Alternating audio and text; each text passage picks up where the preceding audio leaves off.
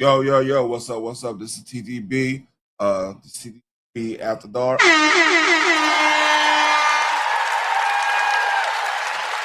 is February 19, 2026. We got Prince Andrew's getting arrested. We might be going to war with Iran. More Anton Micca drama and much more, much more.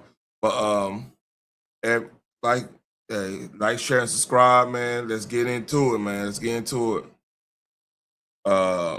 So apparently, it's gonna Benny Johnson. Jackson Crockett question Les Wexner today, apparently. And we're just gonna play this. It happened earlier today. It's the first time we seen it. All right. Let's go. Let's read. Did you ever spend time with Epstein and Donald Trump? Together? Yes.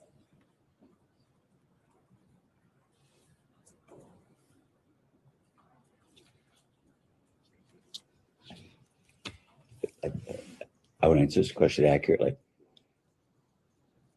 I would go to some of the Victoria's Secret fashion shows. It was very important to the brand. At some of the fashion shows, Jeffrey was there and some Trump was there. And I remember because Trump would always introduce himself to me. And I always thought it was kind of odd that he was at the fashion show because he had nothing to do with fashion. So the coincidence of them being together at an event, it could have been that, but I have no specific recollection. I never had a social or like a drink or a cup of coffee, something, that would put them together. Okay, so just to clarify, because I want to make sure we're clear on the record, you're saying that you can recall instances potentially where Epstein and Trump were together and you were in their presence, or just Trump. A random scenario where Epstein may be there, Trump may be there separately, and then you would be. It would be at random. That would be accurate if it happened, but I have no specific recollection. Okay. Did you ever see or become aware of President Trump having a sexual relationship with a person who was introduced to him by Epstein or Maxwell? No. Has Donald Trump ever discussed Jeffrey Epstein with you? Nope. Did Jeffrey Epstein ever discuss Donald Trump with you?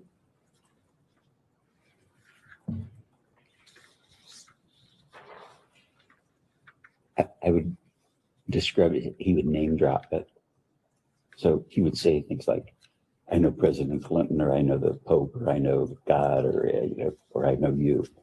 It was that kind of name dropping, but never. Yeah, try to make them sound. I can't remember specific place. Jeffrey dropped a lot of names. Okay. So to clarify, you believe he's specifically dropped Donald Trump's name? No, I'm saying it could have, and I don't remember. Okay. Did Epstein ever share any information with you about Donald Trump's sexual activities? No. Do you have a relationship with Donald Trump? No. Oh, but you've met him before. He introduced himself to me at the fashion show a couple of times, but I wouldn't say, hello, how are you? Like you say, met, like we knew each other. We don't know each other. He wouldn't. I'd be shocked if he remembered me. Okay. And I know that you specifically mentioned the island that you have been to, Jeffrey's Island. Do you recall seeing any of those persons that Jeffrey Epstein would name drop while you were on his island? No, nobody was there but Abigail, myself, Jeffrey. Maybe somebody cutting grass or something. There was a maintenance person, I think, but I don't specifically recall. I know for sure I was there. Abigail was there. Jeffrey was there. And there wasn't anything abnormal about the appearance of the home on the island, and the reason that I asked, just to give you clarification on what I mean by abnormal, we've heard reports of people being thrown off when they walked into his home in New York because there was a massage table that was just sitting randomly in the middle of a room.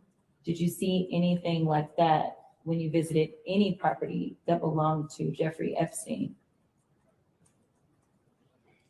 Well, first to clarify, when we visited the island, there was like a Pueblo building, like maybe a one room and a bathroom or something. It was pretty crummy. And the island was crummy. There were no trees, there was no sand, there was no beach. It was just, it's a kind of a peculiar thing. It was an island, but it was like a pile of rocks. It was just.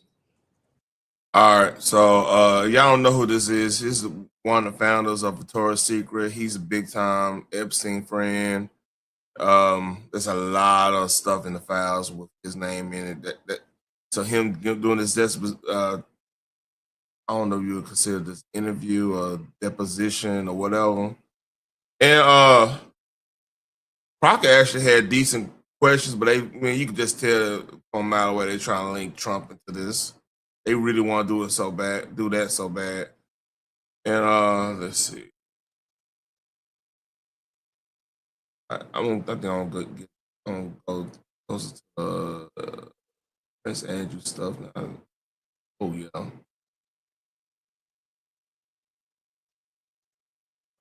We move some things back. All right, cool. All right. So this is pretty funny. So The View. This is before the Epstein files implicated some people, and this after. So let's read. Bottom line is this: release the damn files and release them now. Release everything. If this does not implicate Donald Trump, why wouldn't you say release everything? They absolutely have to show us what they're all hiding. If there's nothing to hide, release it all. But all of that information is out there. Why not just put it to rest and say, release the list? Because, they should just say, listen, this is what it is. Do you want to offer your G2? Okay. And it looks like they said no thanks. Yeah. So in other words, anybody can be on this list. Well, this is my point, because I'm telling you, when I tell you people are trying to turn me into, I wasn't his girlfriend. You used to have facts before you said stuff. But Trump is on the list 38,000 times. Well, I can't speak to him, but I'm speaking about me because I'm getting dragged. People actually believe that I was with him. He drops like 300 names. Yes. And it's like flood the zone, because when you're looking, there are people like Marilyn Monroe, who was dead. Elvis. Yeah, a lot of people, because a lot of the reasons your name can be mentioned are news articles, third-party emails, contacts. Again, wealthy, famous people often cross in professional and social circles, so that's not the surprising part. Oh, that's crazy. Oh yeah, it was all good when you didn't think you was in those emails. So yeah, that's crazy. So this is Prince Andrew. We'll get on that. I think that was kind of interesting though. That's kind of funny. Like they were really going in like, oh no, well, we need to release everything. Their name showed up. Oh, we need to have proper context. Yeah. You might need a store with proper context, And like I said, be fair about this. I'm with again having context, but my thing is they was leading to through the idea of this could politically hurt Trump, instead of like looking at this as a opportunity to like do right by the victims or whatnot, get some justice done or whatever. They went in it all the way wrong. So that's how you get caught up. Like you gotta be able to be able to ask for context, ask for understanding, instead of quick to judge and quick to like condemn. And speaking of condemning, here's the Prince Andrew story. State, the police have arrested Andrew Mountbatten wins it. It's an extraordinary So, revelation man. and development on this story involving the Epstein files and all the allegations that have been swirling around about Andrew over the many years, from Virginia Giuffre, now sadly deceased, and I don't know if y'all aware of this. One of his defenses when they were talking about the Virginia Giuffre, because like that's the got pictures with her at events and stuff, right? Epstein events and whatnot. So one of his arguments is saying, hey, he cannot. He got some disorder about like sweating. He can't sweat, and Virginia Giuffre was saying that he was sweating like crazy when they were doing what they were doing. So that was his argument to say he couldn't be doing because he doesn't sweat properly. So let's read. Since then, and certainly what's been contained in the Epstein files as released in the last few weeks. But the police have arrived at Sandringham Estate this morning, where Andrew has made his new home. It's his 66th birthday today. That's what crazy. A birthday present that He is. He has been arrested by the police. Of course, the brother of the current king, the second son of our late Queen Elizabeth. This is an extraordinary development. Those of us who've been talking an awful lot about establishment cover-ups and lack of, should we say, interest by the police in what are very, very serious allegations against Andrew. I wonder what changed, because like this is a big development, and spoiler alert, he did get bail. It's crazy, but like it's really nowhere he could really go, because like he probably took his passport, but hell, he probably would get out if he really wanted to. Part of the royal family, unless they want him to actually get done justice. But hey, time to tell on that one. Perhaps pleased that that pressure has finally been put on the police, and they have done the job of actually looking into these issues seriously. Must bear in mind, of course, that the prince has not been charged with any crime at this point, and he has always denied any wrongdoing in relation to any of the allegations. All right. And I don't think they let me switch over here. I don't think they said what the charges is. So this Sunrise is out of Australia. Moment, but we're hearing he's just been released, Andrew. Is that right? Yeah, it is. Good morning, Chevo. And yes, he has been just released. I've just seen an image of the former Prince Andrew lying down in the back of a car. The flashlight of the cameras that were waiting for him to come out of the police station, they've captured this image. And it tells you what an extraordinary series of events we've seen today. Not only the King's brother being arrested, 6 police cars unmarked, turning up at the King's residence, interviewing him under caution. And, you know, what is the state of play for him now? I would imagine we're still waiting for confirmation, but he will have been bailed to an address. That address will be the King's Sandringham estate that he just moved into just a few days ago. But this is an extraordinary series of events for the royal family. Certainly the King has moved to try and distance the royal family from Andrew today, saying that the law must take its place. And for Andrew, certainly these are very, very serious allegations that he's facing. Russell, how does the monarchy distance itself from that? Well, the situation for the King is very, very difficult because, you know, he is still paying for him to be housed. I understand the pressure is on Andrew to meet his own legal expenses. No doubt they will be considerable. But the King obviously has a duty of care to his brother and a duty of care to the public as well, because... You know what I'm thinking this is? Because this came out of nowhere. I think this is more of a, hey, you better shut your ass up and sit and relax and don't say nothing type of play. It's like, if they were serious, he probably wouldn't even got bail. They would be trying to really get rid of him on some, like, give him the maximum of what is misconduct. I forgot what they call it. They got different laws and stuff. It's pretty much like 99 years in the penitentiary, in their penitentiary. So I don't know, man. I don't think he gonna. I think they're trying to get him to shut up, really, or be just out the way. The public sense of revulsion in all of these cases and the allegations facing Andrew is very, very high indeed. So the king doesn't want him to be a burden on the public finances. But where does this leave Andrew? You know, these are serious allegations. The allegation and charge of misconduct in a public office actually has a sentence of a potential life imprisonment. And that tells you how serious this is. Obviously, these are just claims and allegations at this stage, but there are 9 police forces assessing a range of allegations relating to Andrew's conduct at the moment. So very, very serious. That's right. Yeah, I doubt he get like that life thing, but I think they'll give him this a warning shot. Oh yeah, and we got another arrest. Another Epstein arrest. Well-known Democratic donor and activist Ed Buck arrested again after another man overdoses at his Hollywood apartment. Buck was already the center of protests following the deaths of 2 men who previously overdosed inside his home. Jonathan Hunt is live in Los Angeles with what we are learning. Jonathan?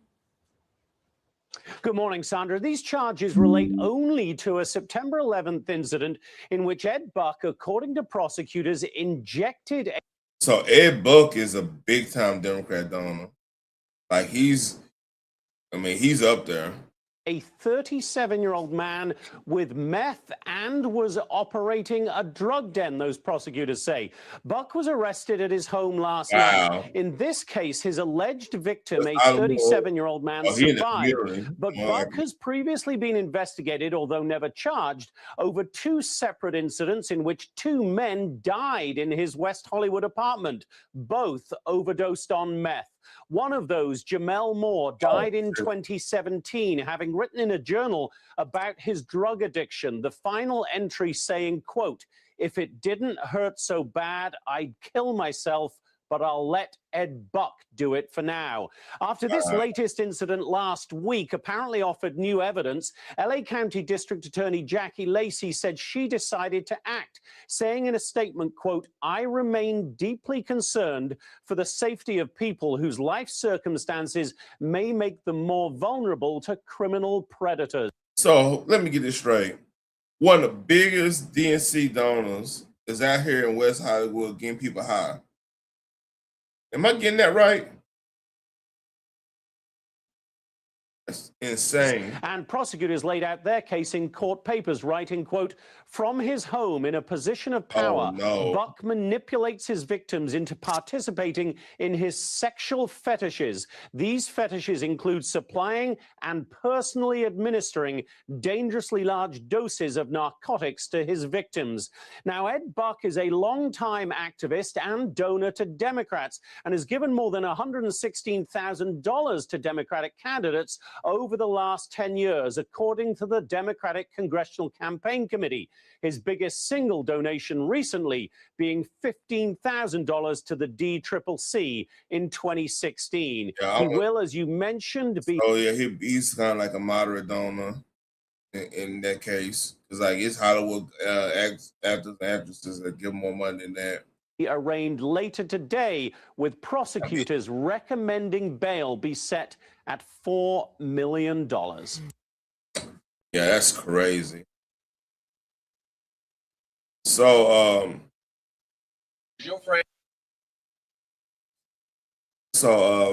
the family, Jesse Jackson Jr. and the family, they preparing for the late Reverend Jesse Jackson's funeral. And they had a good. I watched a little bit of this. They have a I like their messaging they doing. So here's a little bit of this. Funerals were not for the dearly departed. He believed funerals were for the living. He believed that they were great gathering meetings, and no two life or lives in human history will have the same number of people attending their funerals, or the same people will be at their funerals, because your friends ain't my friends ain't your friends. We don't know the same people. You don't know the same people that I know.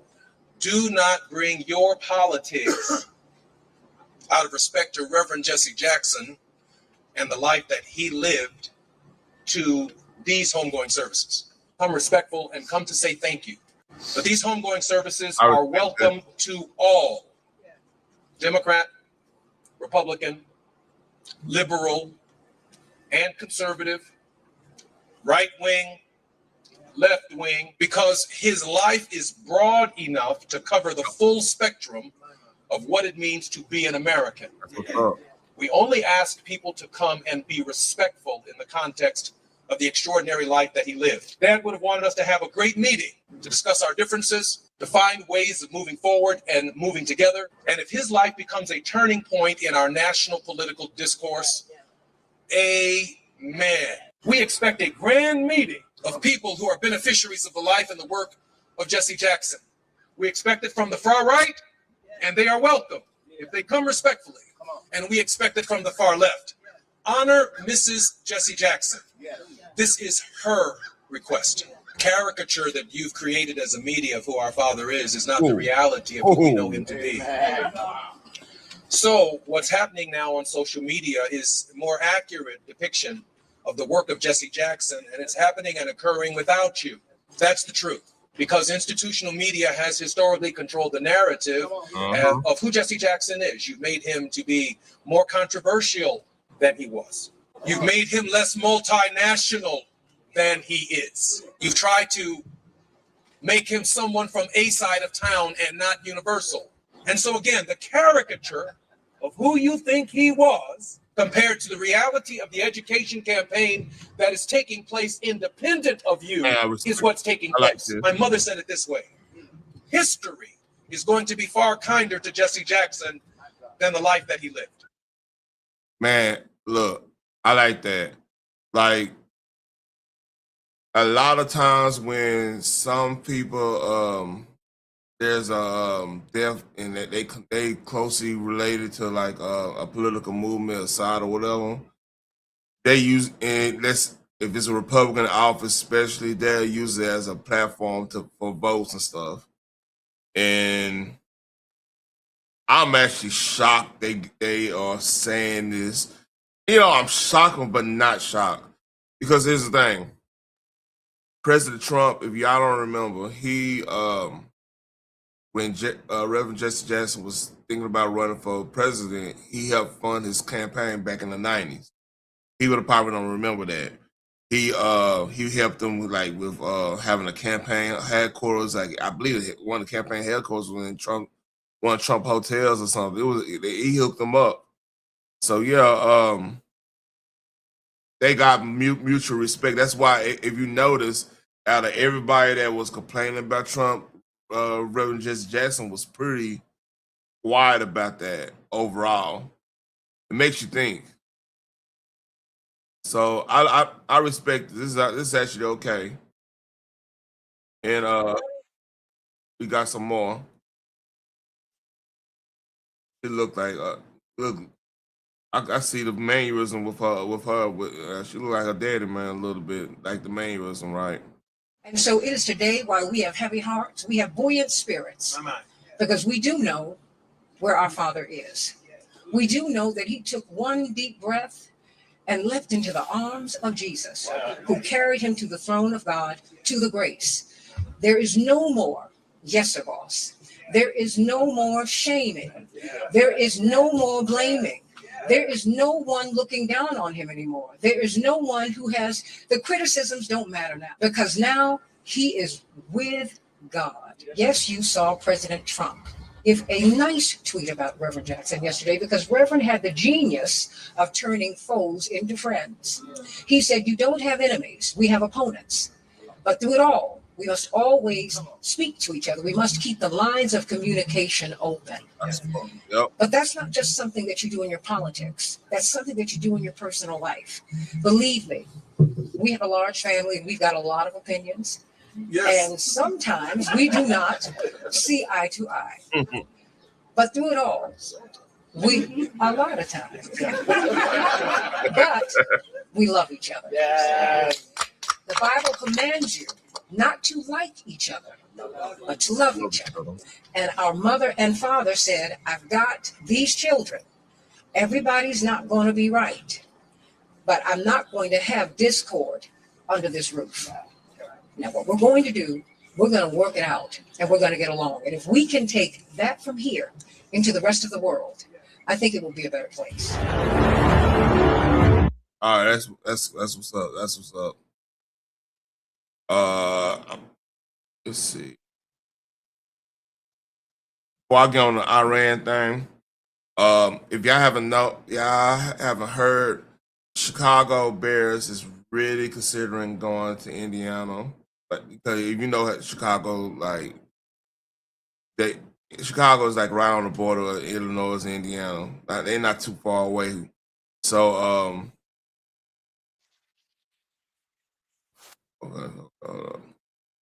so yeah,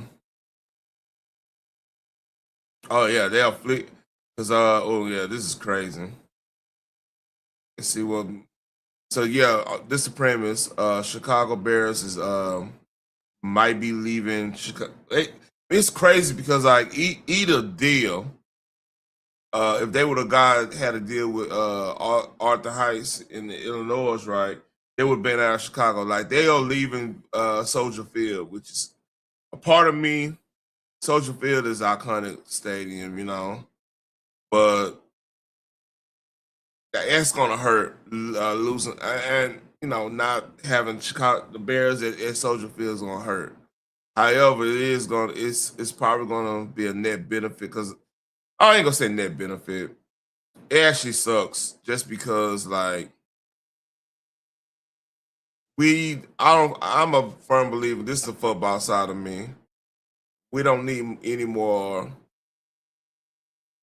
dome teams anymore. Right? I'm a Dallas Cowboy fan. Like Texas Stadium was cool, but I understood why we need to upgrade because like the heat is unbearable there. And then like AT&T Stadium is super nice. Like I've been like 50-yard line, VIP treatment time. It's almost that's the best experience I ever had in my life. But it hasn't made like I don't really too much care for the northern teams having domes and kind of taking away the mystique of like a Chicago game or Green Bay would never do that. That's a Green Bay, Buffalo, New England. They'll never do anything like a retractable roof because like that's actually a home field advantage. I don't even see. I would be shocked if Seattle go back to a dome because they got a distinct home field advantage with how that stadium is built and everything. So I'm going everywhere else because I could talk stadiums all day. I could talk football all day. But this is the male Chicago's reaction. And mind you, the Chicago Bears was leaving Chicago proper with either deal. So just remember that. Is my face straight? Okay. All right, keep a straight face here. The Bears belong in the city of Chicago. The Chicago Bears belong in the city of Chicago, right? And I've said repeatedly that the door is always open for conversations, and Kevin Warren did call me yesterday. We didn't get a chance to connect, and I still firmly believe that their best position is in Chicago, and it's evidence. The evidence is clearly speaking for itself. Is my face straight? All right. So with that being said, Chicago Bears was leaving Chicago no matter what you have done because they want a bigger facility and they want a controlled atmosphere, controlled situation.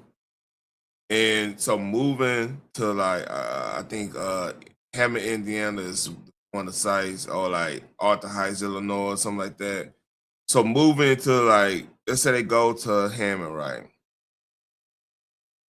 They getting it. One of the big stickler points of them leaving the state is because of the property tax rate hikes they're having. in Illinois. Hold up. All right. So Indiana just hooked them up on property tax deal in order to get that situation done. So I mean, this is a prime example of the of governments using market-based solutions to bring, because like having the Bears in your state, you're gonna pay a lot of money just for like the stadium and everything, but it would be a net benefit because especially in NFL, where your average owner gets a net profit of like what $300 million a year, no matter what, just for having a team. So like I mean, it's a profitable business. My point, and like, well, I understand, and then on top of that, how the crime went. Like I was hearing a story about how bad Millionaire Mile was. Like Millionaire Mile is like Chicago's Times Square. Like that's where all the jewelry stores and all nine is there. All that stuff, all the good stuff is there. And now it's like what's up, Phoenix? It's a crime riddle mess. So Brandon, man, he dropped the ball, man.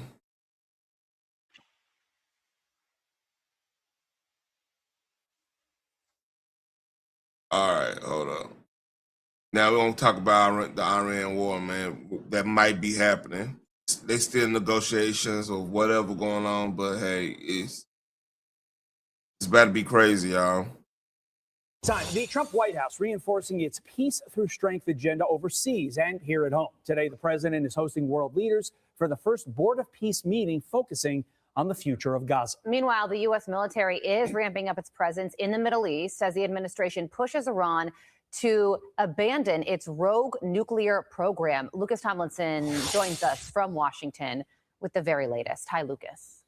Well, good morning, Carly and Todd. President Trump will preside over his first ever Board of Peace meeting today in Washington, focused on the future of Gaza. One of the major questions hanging over the meeting is the disarmament of Hamas and who will provide peacekeeping forces. At the White House, there's also a question of funding the reconstruction if Hamas lays down its weapons. And will that be sort of the down payment for much more money? You'll be hearing more about that tomorrow at the meeting. If you recall, at the first meeting when we were in Davos, Jared Kushner did provide a very detailed PowerPoint presentation for the vision of Gaza, the reconstruction and the humanitarian efforts, of course, providing local security on the ground. First, you must achieve security to get to prosperity, which is sort of the second part of this plan. The Board of Peace meets in Washington as the U.S. military buildup in the Middle East continues. The USS Gerald R. Ford aircraft carrier strike group will be in the Mediterranean soon. She didn't pass through Gibraltar last night. Dozens of fighter jets are heading to the region to join naval assets, including F-22 Raptors. Recall these fifth generation. By the way, if you got military folks, like people getting those calls, they need to know call. I'm not gonna go deep in that, but. Yeah, it's getting real. We might be at war in not too near future. Stealth fighter jets arrived in the Middle East just 4 days before Operation Midnight Hammer over the summer. And elite search and rescue assets have already arrived to rescue any downed pilots if necessary. Top national security officials met in the White House Situation Room yesterday to discuss planning. The first strikes could take place as soon as this weekend. Axios reports, quote, a U.S. military operation in Iran would likely be a massive weeks-long campaign that would look more like a full-fledged war than last month's pinpoint operation in Venezuela, sources say.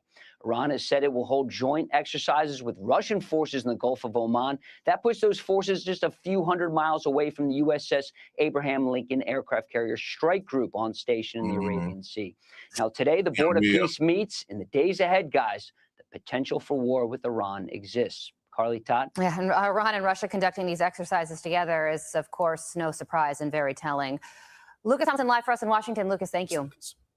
Yeah, I ain't gonna go in deep in that. That's on Fox News and stuff. But like, a lot of people getting those calls and stuff, man. It might be going down. pray for the nation, pray for the country, and people who serve, man, because like this get real, and like this could, and then again, this could be some little gumbo diplomacy. And what I mean by gumbo diplomacy, like when oh yeah, fair use, by the way. When back in the 1800s and 1800s, where what would happen, like let's say you got a village or you got a fort or something like that, they're right near the coast or whatever. If you try to take over that little area and get the resources and everything, you just sell about 2 or 3 galleons that's really like gunboats and stuff. They'll say, okay, you got till such a time, or we're gonna start bombarding. And usually, little villages that never had any like proper defenses or whatever, battlements or whatever, they gonna give up and just acquiesce to what that ship is doing, the captain of that ship wants or whatnot. It was just a way of intimidating. That's my point. I don't know if this is the case, because you have to remember there was a report back when somebody took a shot. The first dude at the rally in Pennsylvania, I forgot what that place called. They consider, it was a rumor that he was a Iranian operative or some sort of, he was getting paid by Iran or something. Don't quote me on that. I don't know. That was all alleged. But like there's a little stuff like that, like we gotta think about. So yeah, I mean, we might be at war. This might, and then I'm hearing things about Ukraine, like they are fighting back against Russia, might be taking their whole land right now. So there's a lot of things happening. So with that being said, hold up. Right there. All right, got a little bit more of this. I probably want to do about 10 minutes of this, man, because I am sleepy. And I got some news too about the Anton Micca situation. So here we go. Let me just say this just before you answer. I think there's a line you draw in the sand when I say something because it's content. So I'm producing content here. I'm doing a show. And if I say to you, knowing your husband, wow, you look so beautiful and you're so gorgeous. Boy, I wish we could probably just go for a nice drink. That's disrespectful. Yeah, but he's never said that to me. Yeah, but totally different. He may not have used my words. I'm just saying. No, he's never done that. Period. Like, oh, well, let's go for it. But he's called you beautiful. Oh, yes. And gorgeous. Yes. Yes. Yes. On the show. Yes. And to you, that's not a problem. Because it's happened more than once. Correct. And I'm not trying to make it a problem. No, that's what I'm saying. Sure. Let me answer your question. So yes, he said beautiful, gorgeous, whatever. But there's not like, well, I want to take you to the whatever, or let's do this and this and that. And it's just, well, he's taking you somewhere. Let's look at this picture. You guys were at a game when you said he wanted to take me somewhere. Now, I'll be honest, when I saw this picture, I was flabbergasted. Why? Because wait. Sure. So go back to what you were saying, because you can't intertwine the two. So you were asking, sure, was he expounding on flirt, on the certain type of things that he says, and we were talking about him saying beautiful, whatever, but not expounding in that way. Yes. Now, what is your question that you're asking now? Because I think I asked it, was it disrespectful? Did you feel that it was disrespectful? And I think you answered it by saying no, because you realize that it's content and people do these shows and they say things. And you also clarified it by saying outside of the show, that has never happened. Would that be correct, what I heard? Right. But you use the hook at the end to say, well, he's taking you somewhere. Well, I think you said something, and we can probably roll it back in post-production. You said something about when we go places or he takes me somewhere. And that's what made me say. So what I said was, Yeah, you out of pocket, you let another man take you somewhere when you married, man. I don't keep a buck. Fair use, but yeah, that's crazy. Like, even wording somebody's take you somewhere when you got a whole man or whatever. Like, that's literally your man job. Or like if somebody gonna take you somewhere nice, it's gonna be friends or something like that. It's like legit friends, not outside, not opposite sex friends, but like your homegirls you've been knowing for years, something like that, and that nature. Yeah, that's a little weird. Yeah, she out of pocket, man. Anton's out of pocket for invite. Like, look, I couldn't imagine. Now, I would say this, like, let's say you have to have third parties there. You have to have people around to be like to offset that type of tension. Cause like a man and a woman going on any type of date, no, I ain't gonna say date, but any type of function where it's like either the sports function, which I understand why Anton went and did that, because like of course she attract a woman, you could get business deals out that shit. I get that point. But then again, like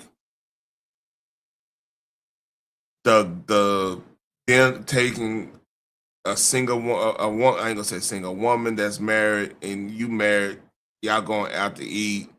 It not necessarily like y'all going to go get Wingstop or Buffalo Wild Wings or even Texas Roadhouse or some shit like that. Texas Roadhouse or like some soup like foodie spot. That's even pushing. Like, if y'all just say, hey, let's go get something to eat, that's even pushing it. But then knowing her, he said, hey, get ready. We're gonna go to Bob's second chop house out here. Let's say I'm saying highest steak place over here. And she went and got fly, looking like that, and you are married, he's married, and y'all going to Bob's second chop house where a T-bone is $55 starting out, that type of shit. Yeah, you out of pocket, man, because like that's not like a regular spot. It's not like a spot where, it's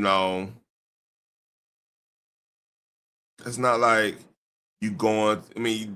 Even like even like the Olive Gardens and stuff. Even though I like that's like lower tier Italian food, the atmosphere kind of dictates like tension, the whole nine. Like, you go to Olive Garden. That's like a first college date. Like, yeah, the vibe in there is any restaurant like that's intimate like that. It's just a weird situation for two married people to be going to without they significant others.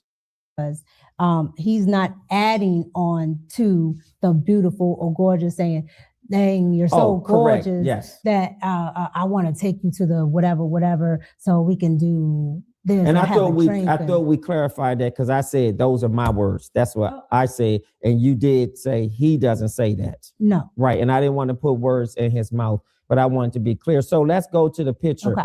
Tell us about this. How did this happen? So this was the day that we did the interview.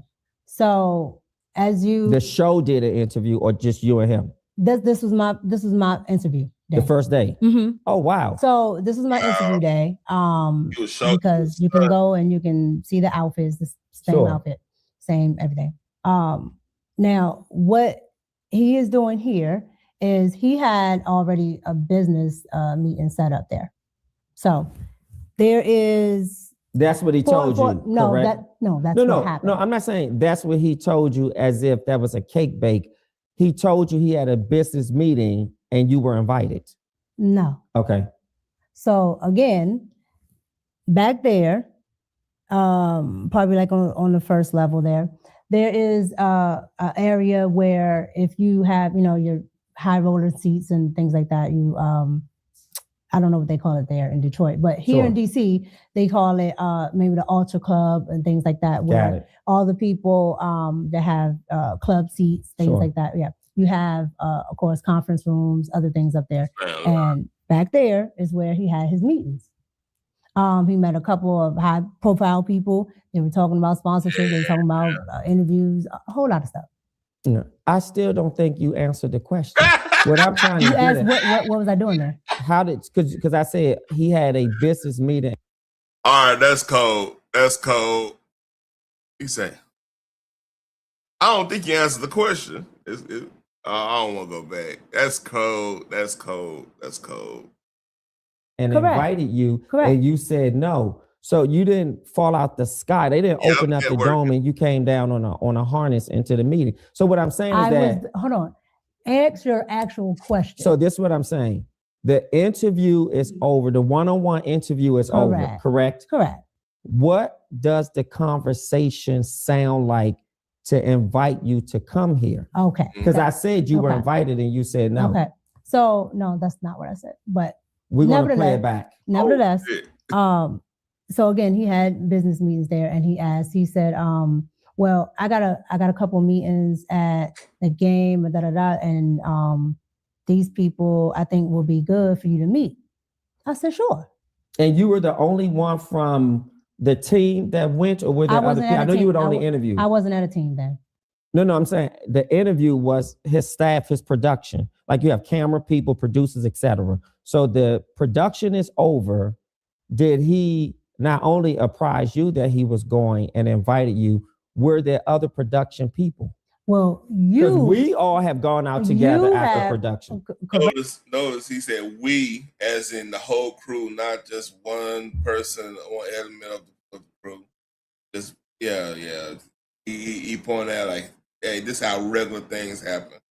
Right. Well, again, you have production people and everything, all that other good stuff. Anton does everything himself. Yes. And I do mean all of it. Unless sometimes, like if he has something else going on, there may be another person there because they maybe have to help him with something else. But if it's only like one thing that he's doing outside of his own videos, sure, it's only him. So his wife wasn't there. At this one, no.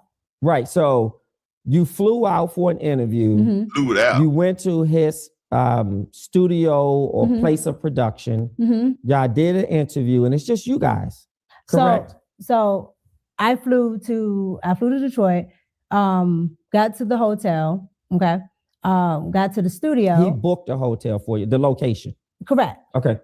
All right. Why is he booking your hotel? No, I might be sleeping. I'm not understanding this one bit. Got to the studio. His wife came past the studio. That's when I first met her. Sure. But she did not stay. Okay.